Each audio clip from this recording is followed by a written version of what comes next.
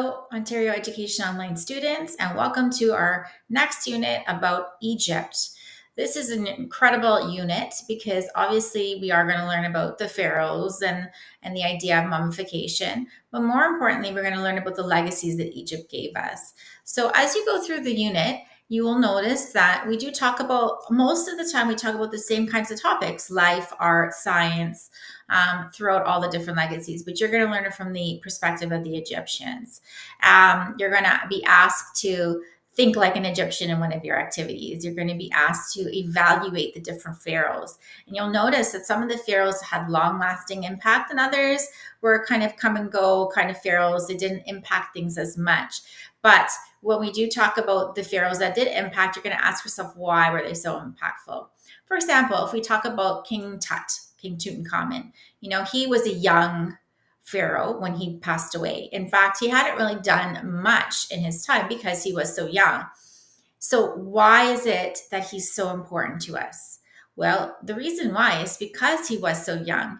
His pyramid wasn't built yet for him. Usually it takes the Egyptian slaves, 20 years to build this pyramid, but he was only 18 when he passed away. So he wasn't buried in your typical pyramid. He was buried in the Valley of the Kings, where a lot of the nobility were, which meant that his tomb wasn't rated the way that other tombs were rated for pharaohs that had pyramids built.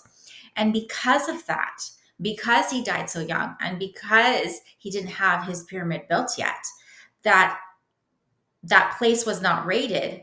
That many years later, in the early 20s of the 20th century, actually, his tomb, his final place of rest, was discovered with all of the content that you would bury with the pharaoh. And because of that, we know so much now about the burial process of pharaohs. So while he didn't impact the world at his time, his early demise, his early death, and therefore burial somewhere else is what actually led us to understand so much more about the idea of mummification. So we are going to learn a lot about the pyramids, the pharaohs. You're going to attest to which pharaoh was more important in terms of their leadership qualities and assess what makes a really good leader.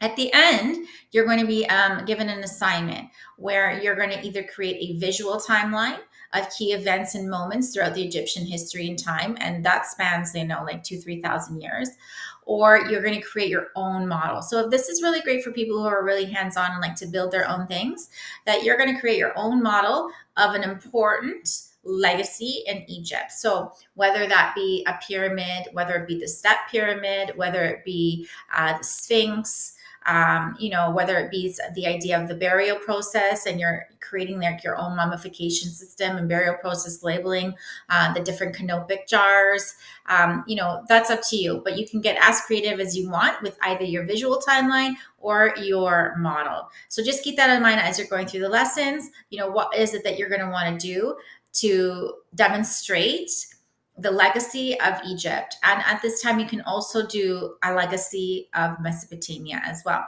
So good luck with this unit. As always, if you've got questions, don't hesitate to ask.